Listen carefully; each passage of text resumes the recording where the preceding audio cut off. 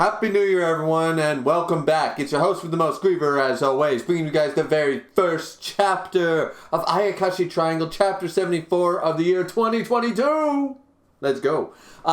Honestly, there isn't a whole lot to talk about in this chapter. It was basically you know what it felt like? A filler episode, didn't it? Sort of felt like a filler episode of an anime. Sometimes that works out, like Seven Deadly Sins did it for like 4 episodes on Netflix and stuff. They called it Season 2. And those episodes, for all intents and purposes, were kind of fun. Some were a little long and a little in the tooth sort of idea, but they were relatively enjoyable because we enjoyed the characters. This was sort of one of those episode, follow-along, shoujo, romance manga things, the romance comedies, you know what I mean, the romance dramas, where we follow a character who has no inkling of what's actually going on in the supernatural world and yada yada yada. So, who am I talking about? Of course, we're following Lou. The character who, of course, believes in the UFOs, the aliens, you know, the occult and all that fun jazz, but doesn't actually truly believe in them. Just really likes to play pretend. I don't really get it. She believes in them, but she doesn't really believe in them, sort of deal. It sort of feels like someone who goes to church and prays to God, but doesn't actually believe in God, I guess, is the sort of thing we're going for. Anyways, point of the matter is that we're following Lou, and honestly, the chapter was meh. The chapter was meh. The big thing, and I mean, she encounters Roka and stuff, and there's, you know, hilarity and Ichi moments at, you know, a foot sort of idea. But the big thing to take away from this, and I hope, usually mangas like this, let this go on and on and on and on and on. They let the whole, this is who this is the entire time, right? That it creates the tension, it creates the drama. It's usually explained away by multiple things, leaving on cliffhangers quite frequently, right? A lot of Ichi romances do that. A lot of mangas do this for tension building, but it gets old very, very quickly. Wouldn't you agree? So, you know, if you have a student-teacher relationship, the person finding out about it, well, of course they're not going to find out in chapter 10, chapter 20, even chapter 50. They're going to find out near the end of the manga when everything comes to a foot that the teacher and the student are having an illegal relationship, right? That kind of idea. So, we're on chapter 74, however, and this manga has surprised me in the fact that, for the most part, we've had moments like the love confession and stuff not be that whole, oh, I must have misheard you, oh, I had amnesia, oh, I had this, oh, I had that. We didn't go with the trope. Matsuri and Suzu fully had a love confession, and it was heard, and it wasn't misunderstood, and there wasn't any downgrading or anything like that, or misunderstanding. Nope, it was all 100%. So, given that factor, given the fact that they actually turned some of these tropey things on their head, and that's just the latest example of when Ayakashi Triangle has done this, I feel like potentially here where Lou is in Matsuri's house and plays detective, plays Sherlock Holmes, yada yada yada, hilarity ensues, but at the end of the chapter it finds the graduation album from middle school and realizes that Matsuri went to the same middle school as the rest of them.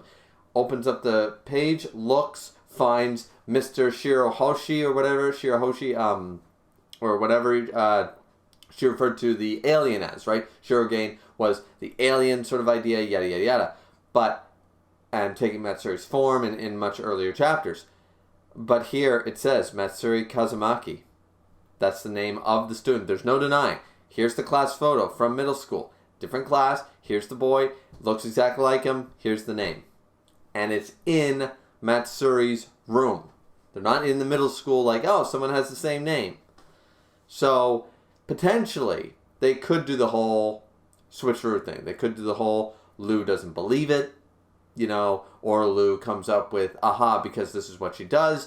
Lou could come up with the whole, aha, of course, you have a secret twin who you never talk about, or a twin that's overseas, and that explains Roka being the little sister from overseas. Maybe the father and the mother had somebody had an affair, and this is like a step sibling or something like that from the Americas or from the Europes or whatever, like that kind of idea. You know what I mean? The Europes, I guess it's just Europe. It always makes me weirded out. They call it the Americas and stuff like that, and it's like, yeah, okay, fair enough because there's multiple, but then you don't say the Europes or the Asias. So, I don't know. Anyways, maybe people do say that. Either way.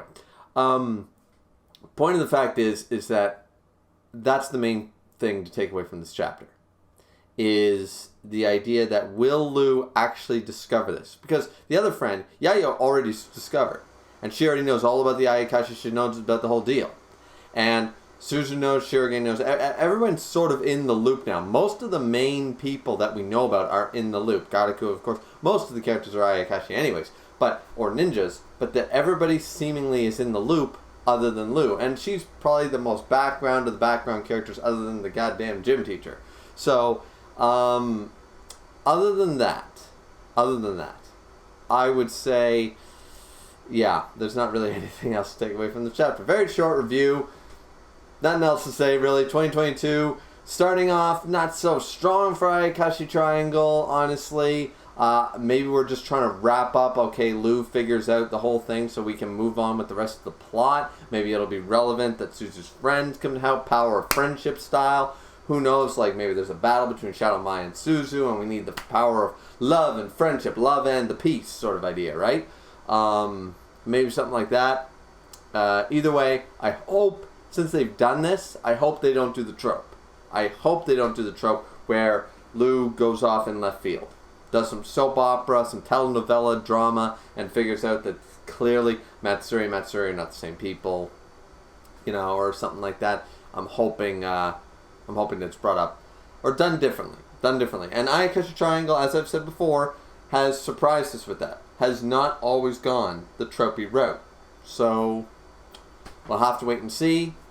Anyways, that's Chapter 74 review. I know it's a short one, but I'm not very interested in the Lou shenanigans chapter. I'm just not. It felt like a filler episode to me. But other than the end part of the chapter being actually relevant to the rest of the series.